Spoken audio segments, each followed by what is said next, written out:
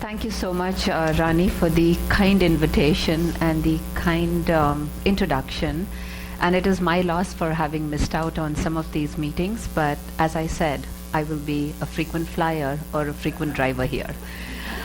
So today I'm really going to touch on a topic that I feel is needed and has inspired me through the years, having been mentored by Dr. Y.T. Chen. And although people know me for my work on GST2 or Pompeii, I definitely see patients with the hepatic GSTs, and I felt that it was time to really get back to the drawing board and talk about these diseases.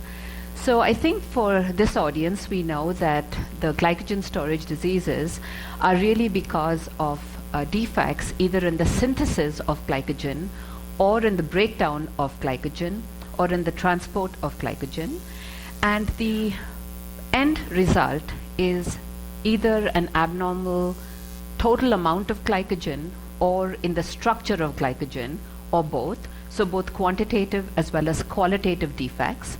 And to date, there are more than 15 glycogen storage diseases, which I may call GSTs moving forward. And often we classify them as liver and muscle GSTs, but often there's a combination of liver and muscle involvement. And the overall incidence is anywhere from 1 in 10,000 to 20,000, depending on the book chapter that you read. And some affect, as I said, just one tissue, others several. And the interesting part is that even individuals with the same disease class can have a heterogeneous manifestation. So the learning objectives for today is really to focus on the hepatic GSTs and specifically those in the glycogenolytic or in the breakdown of glycogen pathways, and try and highlight the knowledge gaps. And in fact, these have been my personal knowledge gaps as I try and rewrite book chapters. So first, let's think about synthesis of glycogen. It starts with the glycogen in core, and then there's a process of autoglycosylation, which you see as those 3 blue dots, which is glucose molecules, which are in 1,4 linkage. After that, there's an elongation of that change, again in 1,4 linkage, and that is through the enzyme glycogen synthase. And then the role of branching enzyme, which adds these branch points of 1,6 linkage, which you see in orange, allowing glycogen to be this complex molecule or the polymer, which is multiples molecules or moles of glucose linked by 1,4 and 1,6 linkage. And so if you have a deficiency of glycogen in the core, it's GST type 15, ultra orphan. If you have deficiency of synthase, you have GST 0, which is not truly a glycogen storage disease because there's no glycogen accumulation. And this is what happens when you have branching enzyme deficiency, is what you have is the accumulation of polyglucosan body, which has fewer branch points, and it's more of an elongated glucose molecule there. Now let's focus on glycogenolysis, and this is now the breakdown of glycogen to glucose. So to the extreme, what you see is that glycogen molecule, and now what you see is that 1,6 branch point, and I'm going to point out the enzymes that are important. So the first key enzyme is phosphorylase kinase, which activates phosphorylase. And so you have phosphorylated phosphorylase, which is the active form. And what that does then is breaks down the glycogen at the outer branches of this glycogen core. So the glucose molecules, the terminal 4 are left behind, and the rest is broken down by this phosphorylase enzyme. And what you're left with is a limit dextrin. A limit dextrin is an abnormal form of glycogen structurally, and so in GST type 3, what you have is an abnormal amount of glycogen, but also an abnormal structure of glycogen. And then what happens is that debranching enzyme now comes in, and it breaks down these limited 3 glucose molecules that are left, and also the branch point. And so what you end up then with is, again, this long chain of 1,4 linkages, which is further broken down by phosphorylase enzyme, and this way the whole glycogen is now broken down. So the key point here is that if you are missing phosphorylase kinase, you have GST type 9. If you're missing the phosphorylase, you have GST type 6, and if you're missing deep branching enzyme, you have GST type 3. So these are all three enzymes that are very critical in glycogenolysis or in the breakdown of this complex molecule of glycogen to glucose. So now let's think about what we're doing with these hepatic glycogen storage diseases. And again, I'm just going to focus on glycogenolysis. So GST 3, 6, and 9. So in all these disorders, there's the inability to break down glycogen to glucose, but you can still make glucose from other sources of energy.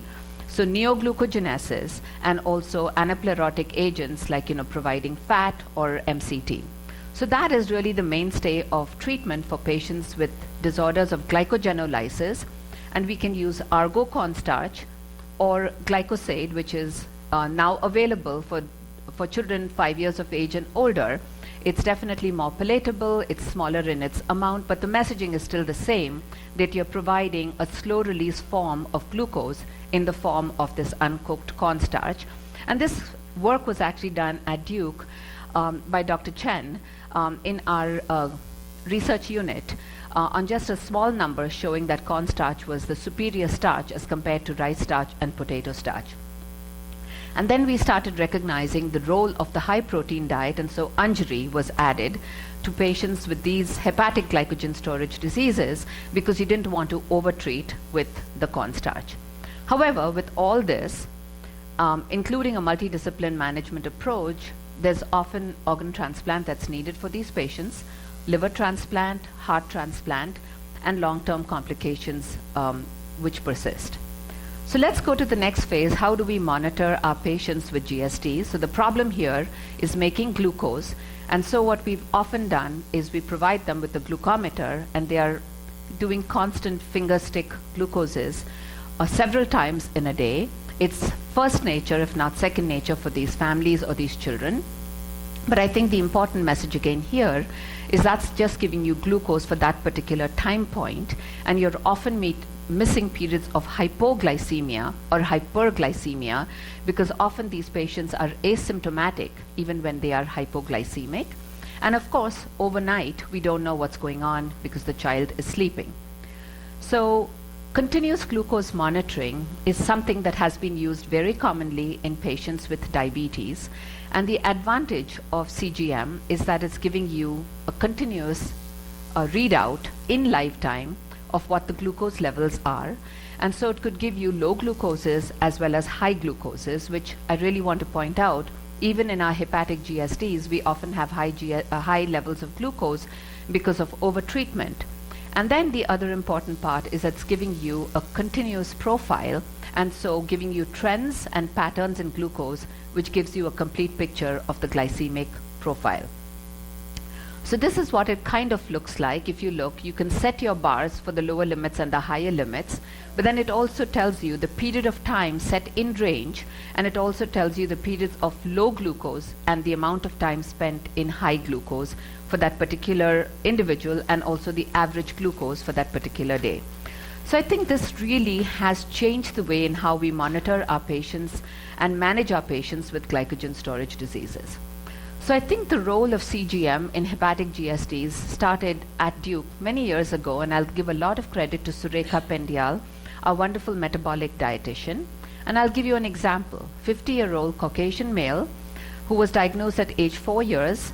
He had very poor compliance with his blood glucose checks, just didn't like to do it.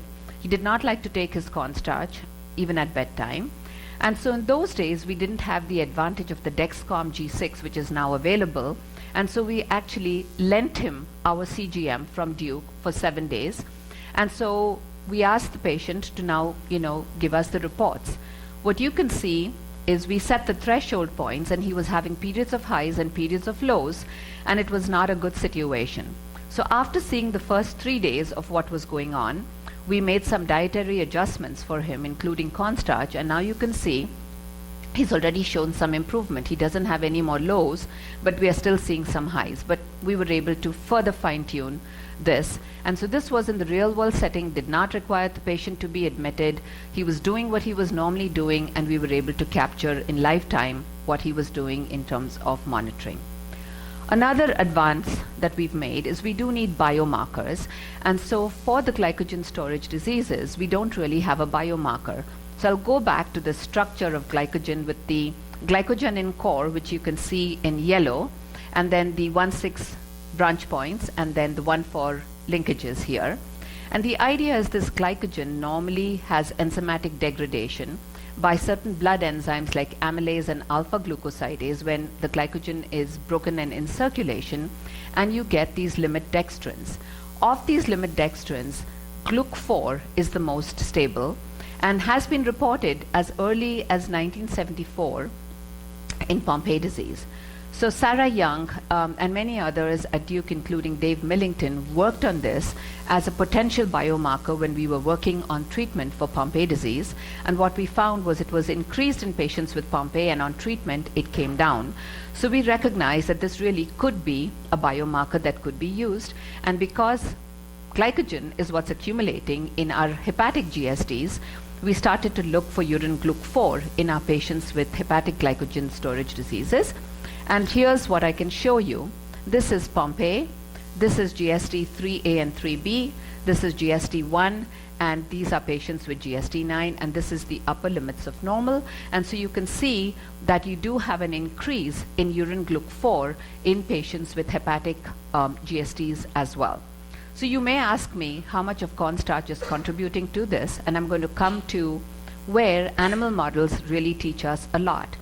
So we talk about bench to bedside and bedside to bench, and I'll show you how here we were able to do some work in GSD type 3 and then subsequently in GSD 9 and 6. So coming back to that original diagram, a remembrance that GSD type 3 is a deficiency of debranching. So again, breaking down the final branches, the branch points of the glycogen to release glucose. And again, the storyline is same, an impairment in glycogenolysis, intact neoglucogenesis. So the way we would treat is Anjari, cornstarch. We would prevent periods of hypoglycemia. We will do our CGM monitoring on these patients. And then in this condition, when you have a deficiency of this particular enzyme, if it's deficient in both the liver and the muscle, which is the vast majority of patients with GSD3, we call them GSD3A. That's about 85% of the patients. And the remaining 15% just have deficiency in the liver. And that's a whole other talk, because this has also been work done at Duke on certain particular mutations, which we see in only patients with 3B. So previously, it was thought of as a benign disease, not severe. But now, as I said, we do all these strategies. And in fact, Ultragenics is currently working on a phase 1 study using a liver-targeted approach with a lipid nanoparticle to address the hepatic manifestations, but not the extrahepatic manifestations of GSD type 3. So let's go back to bench and bedside and learnings from animal models. And so this is work from a naturally occurring dog model of GSD type 3A, which was in a curly-coated retriever. And we had received this phone call, and I think Diksha had done the enzymology at Duke. And then we hired a vet, Izzy, who has helped us characterize this naturally occurring model. So when we were looking at the liver histology in this dog model, this is at age 4 months, 12 months, 16, and then 32 months. And I don't know if you can see these slides clearly, but this is with trichrome stain. Of course, the hepatocytes show that it's filled with glycogen, but we also saw that there was fibrosis, which was progressing over time, what you see in blue, from early fibrosis, to frank cirrhosis by the time the dogs were about 3 years of age. So now we applied the biomarkers, ALT, AST, common liver enzymes, which are elevated in hepatic glycogen storage, especially the ones in glycogenolysis. This is because of significant buildup of glycogen. And I wanted to highlight that this is at around 16 months, what we were seeing was an increase in the liver enzymes, and this is nothing else but the GLUC4. Now, these dogs were not being fed cornstarch, okay? So we saw an increase in the GLUC4 levels. And then at 16 months, as the cirrhosis was progressing, we saw a plateau of these liver enzymes and then a downward trend and entering into the normal range. So what I really want to point out to you is depending on the stage of when you see the patient, you're either going to get elevated liver enzymes or normal liver enzymes. But now, does a normal liver enzyme really tell you that the patient is normal or not? So as I said, that the ALT, the AST, and the GLUC4 in this dog model really correlated with the liver pathology. So the more the liver fibrosis and the more the cirrhosis, the lower the enzymes, including the urine GLUC4. So now we went back to our patients, and these are children with GSD3. I must say this was one of the most controversial papers. I had so many reviewer comments back because there are non-believers. We want to believe that our patients do well, but we've got to really look at the data. This is like when I first talked about CRIM, when I used to be chased off the stage because it wasn't what people wanted to understand in terms of Pompe disease. And I hope that these learnings, because we've tried to do this over time, is helpful. So this was with Karine, who was a wonderful student who's currently in residency. And her title says, Liver Fibrosis During Clinical Ascertainment of Glycogen Storage Disease Type 3, a Need for Improved and Systematic Monitoring. So what we saw here was in these children, the liver enzymes were initially very increased, and then over a period of time, the liver enzymes were coming down. The same story with the GLUC4, initially very high, and then they were coming down. So the question was, just as in the GSD3A dog model, we were seeing this normalization of the liver enzymes, but what did it really mean? There were case reports up to that point of liver fibrosis, liver cirrhosis, some of our patients developing hepatocellular carcinoma, some cases of adenomas, but the jury was still not out. And the belief is that over a period of time, liver enzymes, when they normalize, the liver size decreases, the patient is doing well. So now, by looking at the lab results, GSD3 patients seem to be improving, but now let's look at the tissue itself, which is the liver biopsy. So I had to look at opportunistic liver biopsies, which were done as part of clinical care for our patients with liver GSD3 or with GSD3. And just to tell you that there is a staging system, the Batts-Ludwig staging system, which stages, fibrosis with early portal fibrosis, and then periportal fibrosis, and then septal fibrosis, which is an increase in the degree of fibrosis, and then stage 4 is cirrhosis. So when we looked at these patients that were done, what I want to point out, there was no patient that had no, in the stage 1. All of these patients had anywhere from stage 2 to stage 4 cirrhosis, and this was in 13 patients, and out of them, about 8 of them were under 7 years of age. In fact, they were 7 months, 9 months, and 11 months. And the stage of fibrosis is stage 3 in a 9-month, 11-month, and then a 15-month-old. So clearly, I think all patients had moderate to severe fibrosis or cirrhosis in GSD type 3, telling us that we really need to be looking at this disease very differently. Now let's go back. If we address the liver issues, are we really solving the problem? And so these are papers from our group and also from others, and I'll go through this quickly. Muscle disease, again reported in the 3rd to 4th decade of life. But we have now seen gross motor delay, muscle weakness, and hypotonia. We work with an excellent physical therapy team at Duke, and we are recognizing this as early as the first few years of life. It's just overlooked and overshadowed by the hepatic manifestations. In terms of cardiac involvement, we know that there's left ventricular hypertrophy, often called asymptomatic, but we have seen patients that have actually died because of a life-threatening arrhythmia, and some of the patients have required a heart transplant. I've not gone into those details here, but again, something for us to think about as we see our patients with this disease.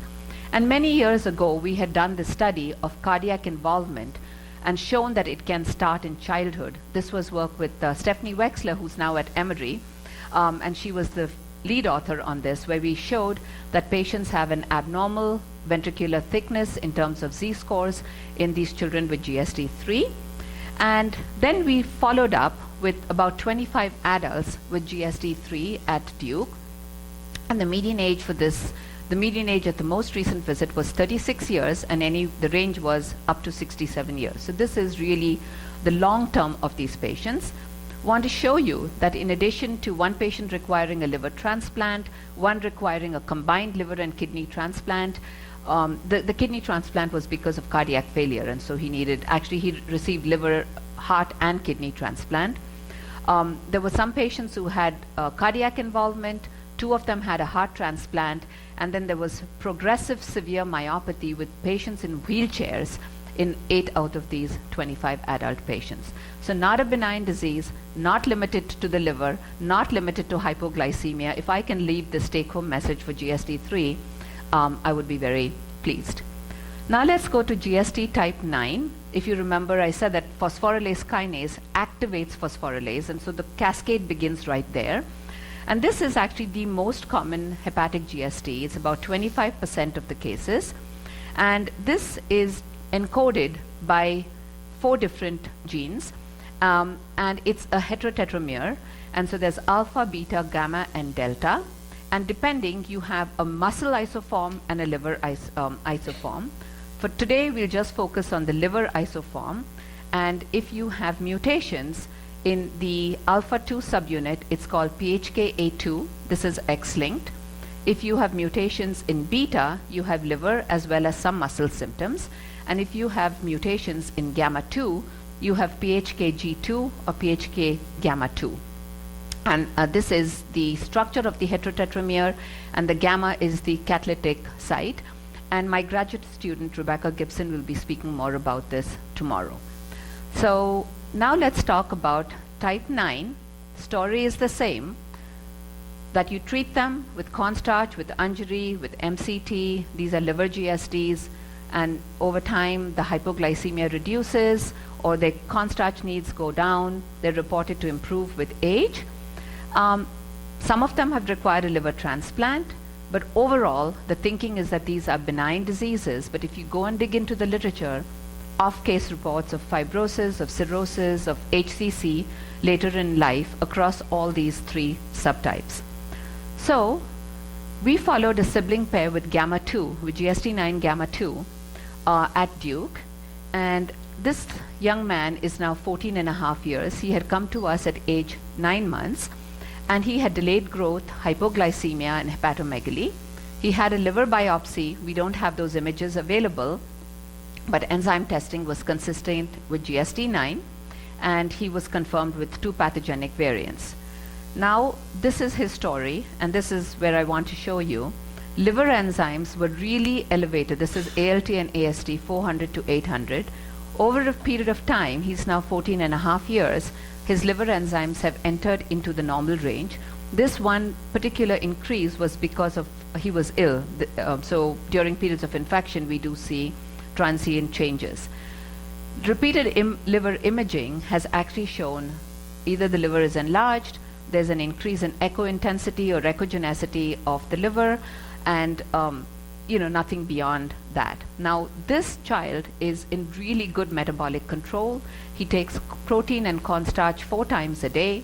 As you can see, he's completely in range, doing very well. Now let's apply the urine GLUC4 in this patient. Once again, what you'll see is his GLUC4 trends have entered into the normal range. Now, I should be super excited, right? His liver size has come down, his liver enzymes are down, his GLUC4 is down. But having learnt from the other conditions and now seeing his sibling, who's the younger one, who's 7 years old, he was, of course, identified much early. Once again, this mom and dad, they've been wonderful. They use the continuous glucose monitoring. The same story going on. His liver enzymes are coming down, and these are the 2 liver biopsies that he's had. I just want to point out that this was at 2 years. He already had delicate portal fibrosis, bridging fibrosis. And then at 3 years, because of his enzymes being really elevated, another liver biopsy was done by our hepatologist. And this was actually more extensive bridging fibrosis with 1 small nodule and others suggesting of nodule formation. So real concern in this child with the liver enzymes coming down. Once again, his liver volume is also coming down, and his urine HEX4 is coming down. So that took us now as the inspiration for our work in GST9. Is this really a benign disorder? And our patients really taught us, the sibling pair, that good metabolic control does not equal no disease progression. And so this prompted us to do a formal review of the literature. And this is Sammy Fernandez, our wonderful third-year medical student who delved into every paper in the literature. And you can see 183 cases with GSD9 alpha 2, 17 with beta, and 30 with GSD9 gamma 2. All had hepatomegaly, all had increase in triglycerides, all had increases in the ALT and AST, and this was the mean age at diagnosis, 4 years for alpha 2 and 1.8 years for gamma 2. If you look further into the literature, some of these actually had liver biopsies, and so we used a common classification system called the IASL, or the International Association for Study of the Liver. And here you can see, when you look at fibrosis and cirrhosis, here about close to 50% of alpha 2 had either fibrosis or cirrhosis. For the GSD9 gamma 2, almost 100% of them had fibrosis or cirrhosis. So then we went back and started looking at liver histology findings of these patients. This is alpha 2, this is GSD9 beta, and these are gamma 2. And I think just to the naked eye, you can see these don't look very pretty, and that there is a lot of scarring there, and there's a lot of fibrosis in these tissues. So I think the limitation to our knowledge is we don't know how these diseases are progressing, and that repeat biopsies are not currently a standard of care, and so we turned to an animal model. And we have a knockout model now for GSD9 gamma 2, which is work that Rebecca Gibson will present tomorrow. And just in a nutshell, to show you that this has recapitulated the human disease very well, where you can see actually progression of liver fibrosis and actually frank cirrhosis and early nodule formation as these mice get older. And I don't want to steal the thunder. You'll hear it tomorrow about the liver enzymes and the urine hex4 in that talk. So now, in closing, I'll come to GSD6. So remember that phosphorylase kinase activates phosphorylase, and if you are missing phosphorylase, you have GSD type 6. Again, the messaging is the same, a disorder of glycogenolysis. We treat them with cornstarch, with Anjari. You see these elevated transaminases, and over time, patients are supposed to get better. We've published, management guidelines for both GSD 6 and 9. I think we quickly have to redo this. But lessons learned here from the GSD6 mouse model, so this was work which was done at University of Connecticut, this is from the mouse model, and as the title shows, liver glycogen phosphorylase deficiency leads to pro-fibrogenic phenotype in a murine model of GSD type 6. And then there was this initial characterization with elevations of the liver enzymes in this mouse model.